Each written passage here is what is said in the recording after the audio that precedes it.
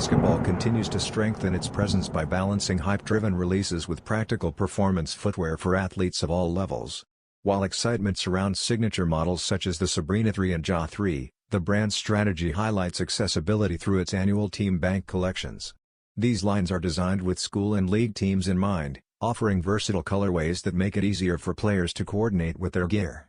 Expanding beyond the latest trio of Team Bank drops, Nike introduces another fresh option, the Nike KD18 White and Navy. The shoe showcases aquatic blue accents on the laces, midsole, and side cage over a clean white foundation, striking a blend of style and function. Priced at $155 and scheduled to launch in September 2025, this release reinforces Nike's leadership in basketball footwear by delivering both performance and aesthetic appeal to a wide range of players.